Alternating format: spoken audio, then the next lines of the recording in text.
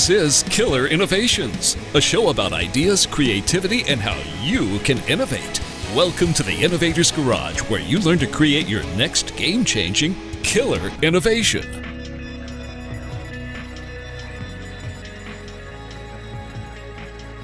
AI has become a buzzword that many apply to almost anything and everything. You cannot go to a trade show these days without seeing some form of AI label being attached to everything from apps to AI-enhanced coffee. Yes, there is such a thing as AI-enhanced coffee. There's AI-influenced healthcare, there's smart agents, and I've been talking about the negative side of the AI buzzword problem. But AI is in a transition.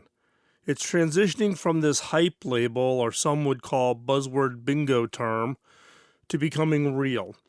Around 2016, the convergence of computing power benefited from Moore's Law, funding, investments, venture capitalists, the explosion of data, and open source platforms tipped us into the AI-driven, what some are calling the fourth industrial revolution. AI is a worthy successor to mechanization or mass production, automation. Each one of these have propelled us through the three earlier industrial revolutions. AI can make a difference in accelerating disruptive innovation by bringing a data-driven approach to innovation, invention, and creation. Now, I'm going to throw a flag here talking about data-driven approach. I've written some past blog posts. I've talked about it here on the show.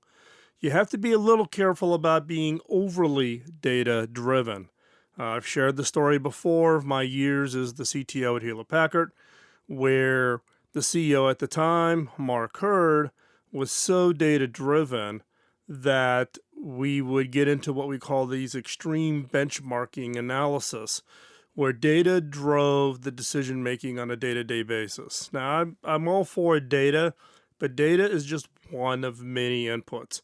And AI can play a role in that in sifting through just massive amounts of data in order to better understand what it is, the decisions that you need to make. Now, with all of this, is it really AI invented? Is it AI innovation? Let's step back. Let's not forget that innovation and creation is inspired from our own learnings and experiences. When we say, I have invented, or I created, or I came up with this idea, it's inspired from our own learnings, our own experience. That also includes inspiration from others, what others have done before us. Now, any innovation, if you look and dig deep enough, you will realize that there was something that came before. Something that was that spark, that thing that just triggered it. Look, Einstein was inspired by a physicist ahead of him. Edison was not the first one to invent the light bulb. He was the one to perfect the light bulb. Henry Ford did not invent the automobile. He improved upon the work and the ideas that occurred before him.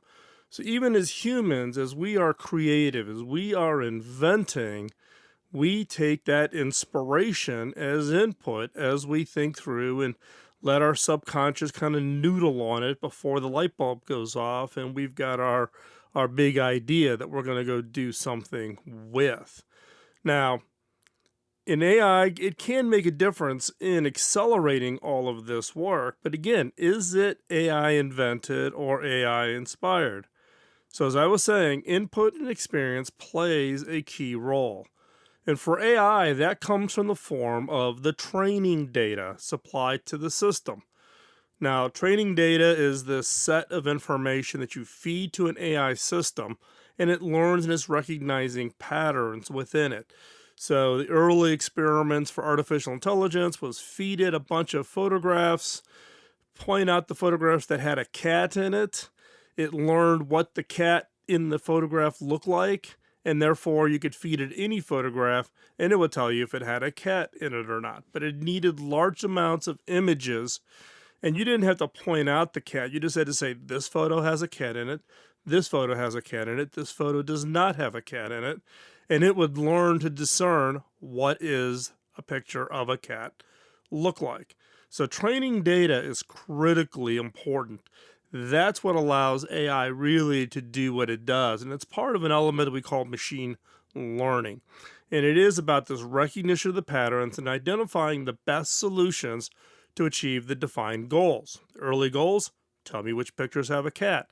Current goals, much more sophisticated, much more exhaustive, looking at things like make something smaller, make something bigger, optimize for space, optimize for cost, whatever the objective is, but you have to have the training data to let the AI engine go off and do its work.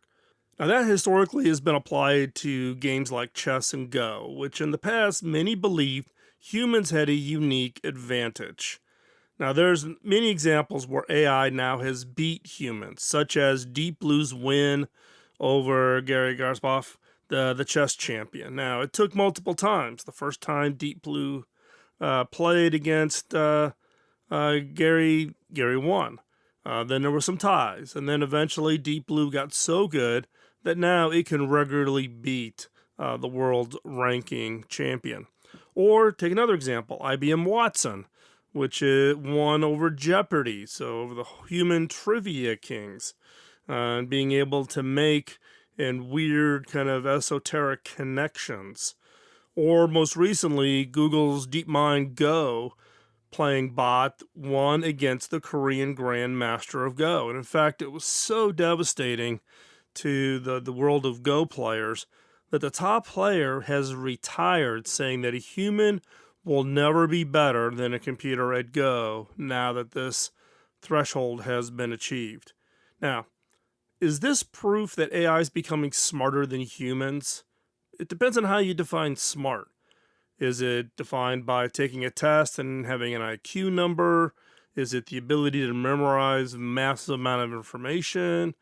Or is it critical thinking skills? Or is it the role of the subconscious to make random connections together? What makes humans smart? How do we define a smart human from a not so smart human? Now, we got to be careful here, and let's not jump too fast, too quickly here into what it is we're talking about from the standpoint of smart. In the case of chess, the key is to recognize patterns and to be able to look at so many steps ahead. So can I look at 10 moves ahead or 15 moves ahead? And every move ahead is a factorial of the number of options that are available on the chessboard. So it becomes a very, very large space to have to search out every and all possible answers. So you'd be able to recognize patterns and to look at how many moves ahead. Two skills that computers have become quite good at using machine learning for. So is that the definition of smart? That's what we're going to talk about today. I want to get into this a little bit to discern what is AI's role really in enhancing all of these things. Now, let's not underestimate, though. AI is here and it will have an impact. And it's going to have a direct economic impact. PricewaterhouseCoopers estimates that AI will add 15.7 trillion, that's with a T, trillion, to the global economy by 2030, with the United States seeing a 14.5% increase in the gross domestic product from AI alone. So no argument, AI is here and it will have an impact. The question I want to talk about, though, is will AI have an impact on innovation, on creativity, on the things that we typically associate as being a uniquely human capability? And how, if so, how will it impact? How will it be manifested? How will we experience that?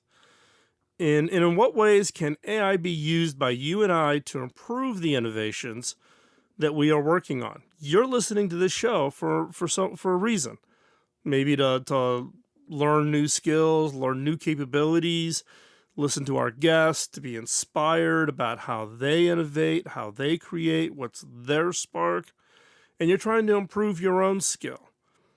I'm going to argue today that we need to open our eyes and be ready to look at AI agents, AI support, AI tools that allow us to improve, you and I, to improve our ability to innovate or improve the innovations that we are specifically working on.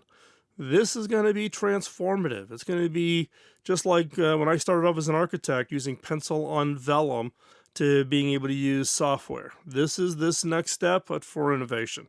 To cover such topics in a 1-hour show, we will use a series of examples where AI is being used to create, to invent, and understand how it does what it does. So are you ready to jump in? Let's jump in and have this conversation. Let's go. But we'll continue this right after the break.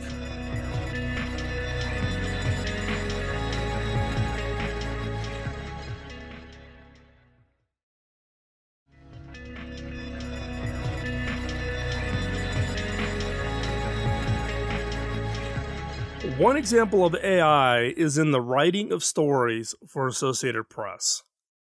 AP uses deep learning in a tool that it calls Wordsmith to generate millions of news stories for financial services and sports, and it outpaces the output of all major media companies combined. And basically, the way Wordsmith works is it's trained on articles written by others that were defined as being good. And it takes in things like press releases issued by a company when they release their 10Q or their quarterly reports, or other companies announce a new product, etc. And they take all that input in, they mush it around, and they generate output that matches this pattern of what is a good article. Not that it's different from training of a journalist. Look, it's how we train journalist interns. They go through and they learn how to write for organizations like the Associated Press.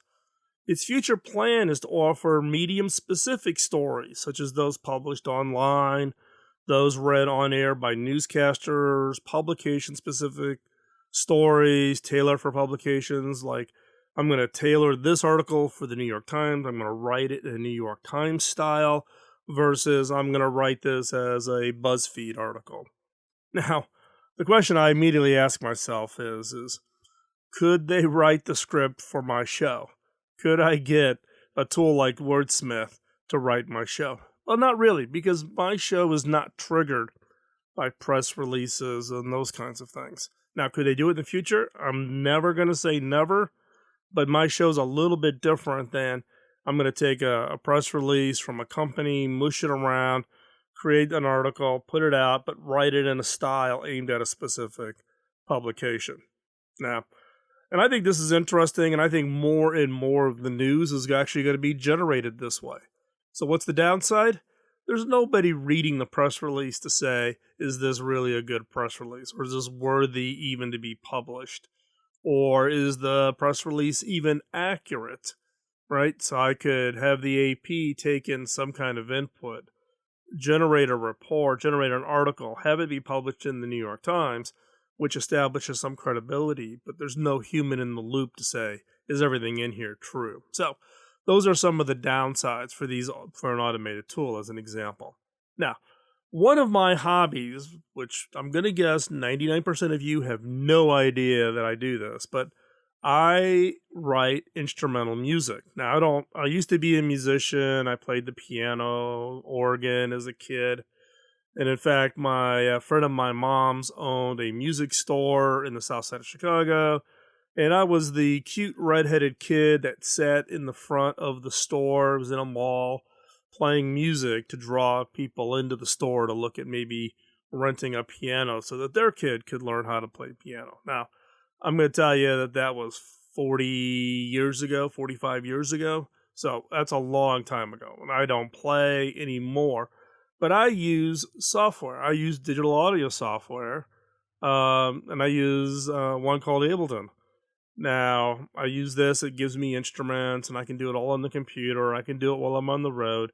And I don't publish this. This is actually instrumentals that I use to see if I can create beats and sounds, etc., to improve my own creativity. I like background sounds. I like background music, and I could never find ones that I really, really liked, so I started creating my own. Recently, though, there has been a new AI plugin for Ableton called Magenta Studio. Now, it's based off of the Google AI research work. It's an AI tool, and I've been experimenting with it to see if it could be a tool, to help me create better instrumentals. Now, Magenta provides a pretty easy way to get started with AI applied to creating music. I can start with blank, meaning I got a single note on the screen, and I can run the Magenta tool, and it'll give me 5, 8, 15, 20 options of bass drum beats or melodies to use them as kind of a spark, a starting point for creating a new song. I can start part of a song, feed that into Magenta, and then it will use that to kind of tailor the options that it gives. Or if I've got maybe the beginning of the song and an end of a song, but I don't have the middle, Magenta can try to fill in the middle part of that. So it's a tool, but it still requires me to say I like that or I don't like that. But in this case, by giving everyone easy access to machine learning models for musical patterns, the research team is testing out AI's ability to generate and modify rhythms and melodies that we as humans, we being kind of that arbitrage of persons, do we like it or not? Now, another example of AI applied to creativity is when Christie in October 2018 auctioned its first work of art generated by an algorithm called Generative Adversarial Network, or GAN. The GAN approach meant that AI was fed 15,000 portraits painted between the 14th and 20th century that trained it in a style of art. Then a portrait was created by one computer, the generating computer, that attempted to convince a second computer, the discriminating computer, that the image it generated should pass as real art. The discriminating computer is trained with portraits to teach it how to discern what a good portrait is. The generating computer task is to create convincing art through this feedback loop, which improves both their capabilities over time, and effectively an AI version of the famous Turing test. So what's a Turing test? It was created by Alan Turing as a definition for determining if something is intelligent. It is where a human asks a question through a computer screen. If the human cannot decide whether a human or a machine is responding to these questions, the machine would be deemed intelligent. In the case of generating good portraits, the system got pretty darn good at it. The portrait that passed the test was sold for $432,000, or 43 times higher than what Christie's own estimate was. That's right, 43 times. And in this case, using GAN, which is kind of the latest and hottest thing in artificial intelligence, you're creating this feedback loop. The generative AI is creating the painting. The discerning computer on the other side is looking at whether or not it can discriminate. Is that good artwork or is that not good artwork? And through that feedback loop, it keeps generating and improving and improving and improving to the point where someone is willing to pay $432,000 for a piece of art developed by artificial intelligence. This use of creativity does beg an important question. Who should get the byline for the article published by the Wordsmith tool for AP? Is it Wordsmith? Who gets the songwriting credit for the new song if it was the spark that inspired the song? Or who should sign their signature to the painting that came out of a GAN network-based AI approach? Who gets credit for it? This is a big conversation occurring in the innovation world when you use such tools. So what do you think? Where do you fall on this path? Keep that in mind, and we're going to expand on this after the break.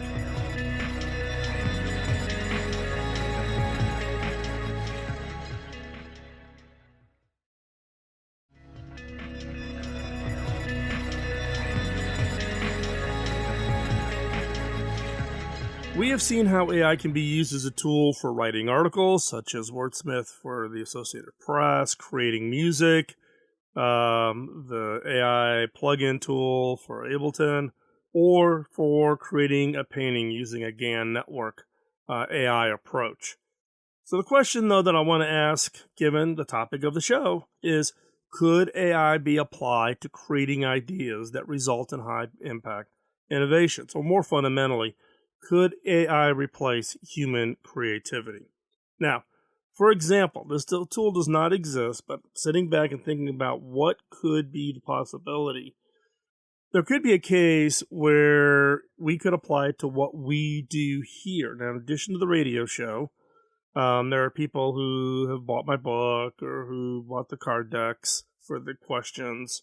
There are people out there who teach the workshops that I've designed and developed. They've licensed them and then they run these workshops.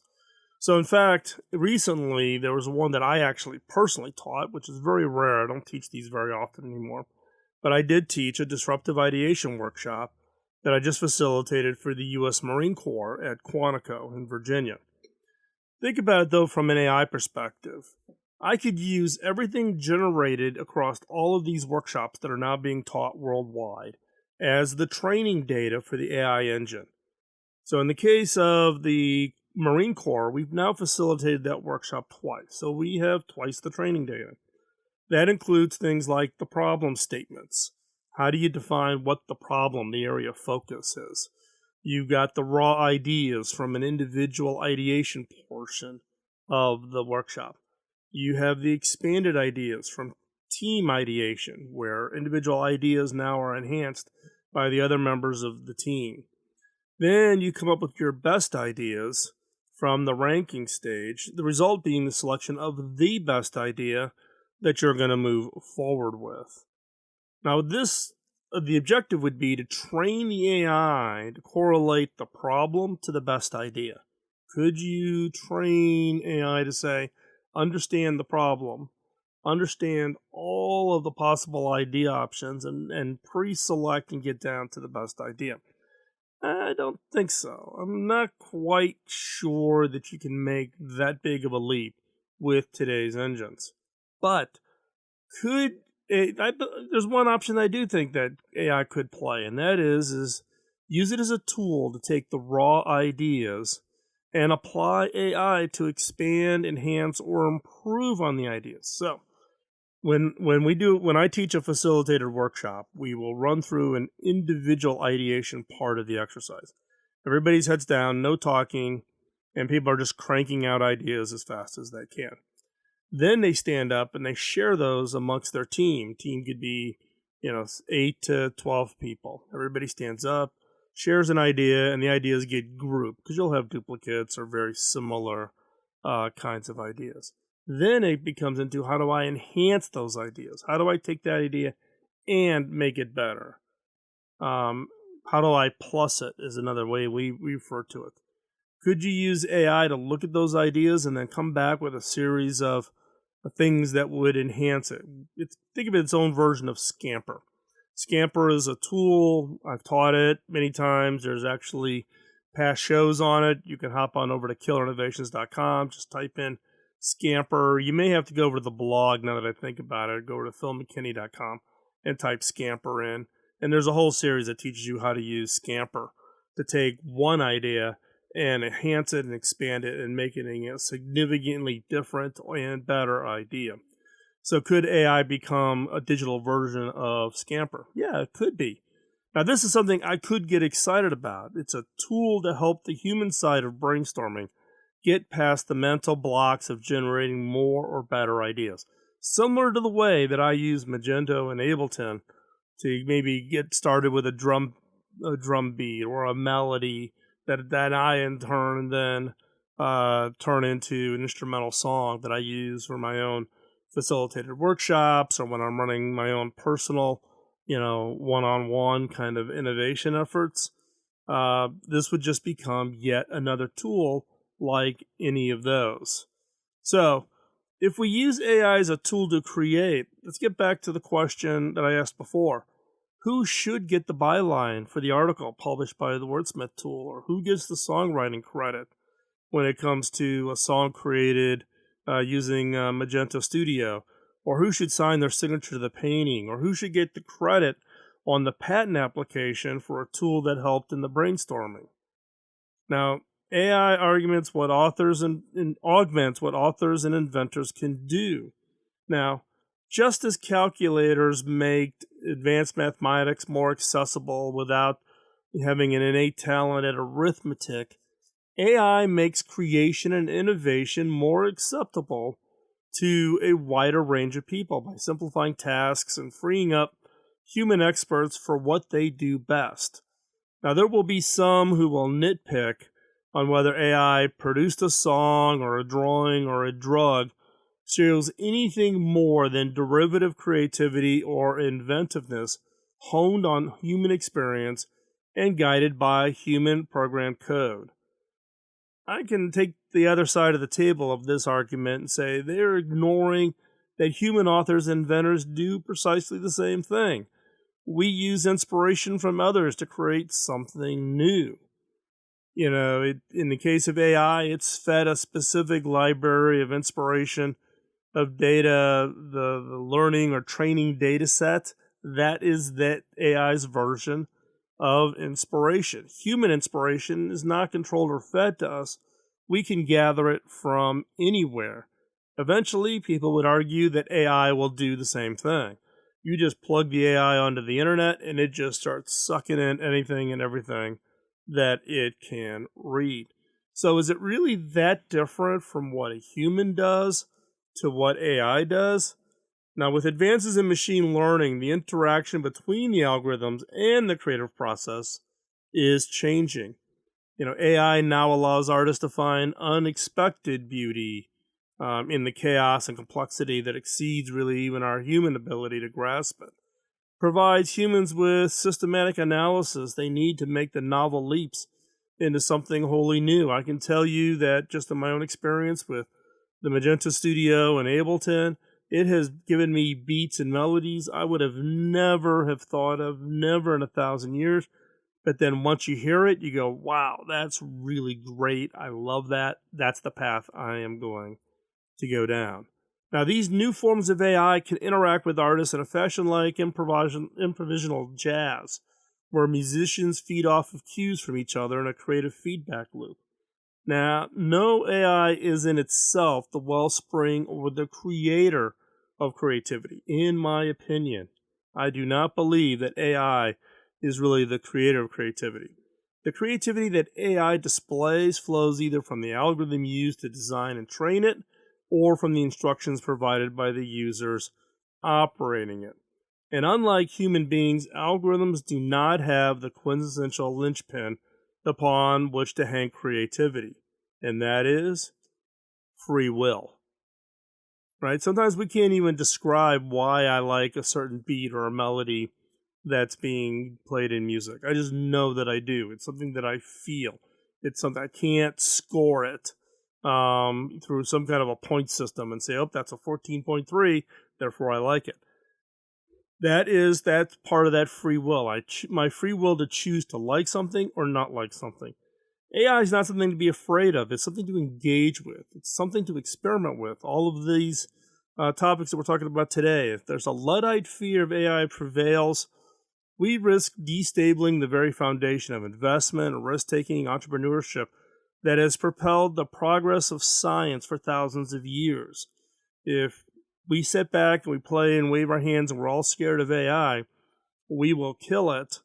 But think back, if things had been killed, we had not advanced on medicine or transportation or other things. It's the same thing. We cannot assume that everything's going to work out. AI can create risks if we are not deliberate in the training data, avoid bias in the training data, and define how we measure goodness, such as via the GAN approaches. Critical to having a discussion is how we as a society will make decisions based on what AI is telling us. Now, I am very optimistic about the role AI can play as a tool, especially given my own personal experience with AI enhancement to music correction. This is an area that we will see explosive investment and introduction of new tools based on AI. So we will keep an eye on it here in the show, and we will bring you regular updates. So don't go anywhere. We will be going into segment 4 of the show. We do have a new episode of 5 Minutes to New Ideas, so don't go anywhere. We'll be right back after this quick break. You're listening to Killer Innovations on the BizTalk Radio Network.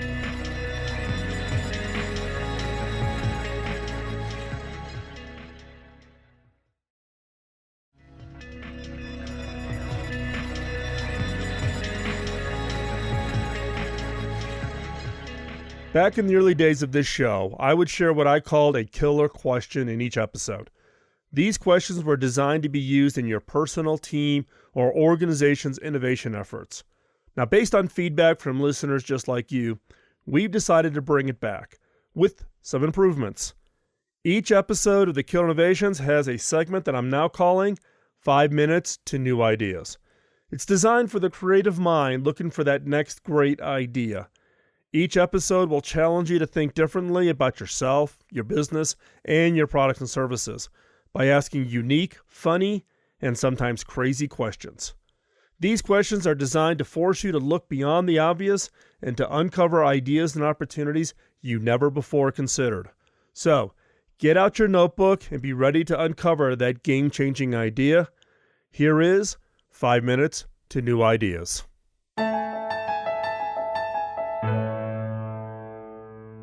It is normal that no two people are exactly alike, not even twins. So the word normal should not be confused with the word average. If you leave your fingerprints on something, you might as well leave your name and address since no two people have the same prints. You hear music and see a sunrise differently from any other person. You might enjoy a movie that your spouse would do anything to avoid. You might like being in a crowd of friends while your spouse prefers an evening being just the two of you. When you say, "I want my child to be normal," you do not mean average, and you shouldn't. What you mean is that you want your child to grow up with their own abilities, talents, likes, and dislikes. So to be normal is not to be average, it is to be different. But for some reason, we are not comfortable showing our differences because we think society is expecting something we are not. We present one face to the world as a rule, and another one to ourselves. There are millions of people who feel inadequate just because they're not like what they think they see around themselves. They're not inadequate at all. It's just that they've never understood that we're not supposed to be like everyone else because no one is. We're supposed to be ourselves and realize that we are distinct individuals. Face it, we are all quirky. Take a look at the great thought leaders. Socrates stood for hours in the snow, oblivious to the wind and cold, working out a philosophy problem. Churchill walked into the bedroom of the President of the United States with only a towel wrapped around his waist. And Einstein could go a whole lifetime without giving thought to whether or not he needed a haircut. Are these people normal or abnormal? They are normal. That is the way they do things, which is they're normal. I'm sure there are lots of people who are keeping themselves from something they'd like to do because none of their friends are doing it. The truth of the matter is that they would be normal to follow their own natural inclinations. Since no two people are alike, they are in fact being abnormal in copying their friends. If you try to conform to the crowd, you're trying to act as people act on the surface. It isn't you. What's normal for you, for me, it's not easily discovered. It's not found by looking around at other people. It is found only by inward searching, by the knowledge of who I am, not by watching others. Each of us is outstanding in some way. Every person on earth has a superpower for something. When we find it, life takes on a new meaning and excitement. When you committed the effort to develop your superpower, a lot of other people will wish they were like you. But they shouldn't. Being normal is being what you are as an individual. This applies to everyone, including those that society labels as not normal, such as those on the autism spectrum. Rather than someone on the autism spectrum trying to act like people who society thinks as being normal, what is wrong with them being themselves and acting their normal? We as a society have defined normal based on some artificial standard we see around ourselves. Society has never understood that we're not supposed to be like everyone else because no one is. We need to realize that each person is a distinct individual. So, what are the steps to being content with being ourselves? Face it, everybody knows you cannot be all things to all people. You can't do all things at once. You can't do all things equally well. You can't do all things better than anyone else. Your humanity is showing just like everyone else. So, You have to find out who you are and be that. You have to decide what comes first and do that. You have to discover your strengths and use them. You have to learn not to compete with others because no one else is in the contest of being you. Then you will have learned to accept your own uniqueness. You will have learned to set priorities and make decisions. You will have learned to live with your limitations. You will have learned to give yourself the respect that it is due, and you will be a vital part of society. Dare to believe that you are wonderful, that you are a unique person, that you are a once in all of history event, that it's more than a right, it's your duty to be who you are, that appearing normal is not a puzzle you need to solve, and you will be comfortable being your unique self and not someone else. Each and every one of us is a mystery and a miracle. What a shame it is to try to paint out that amazing you with the likeness of someone else. To be normal is to be ourselves, and never to be average. I'm Phil McKinney, and thanks for listening.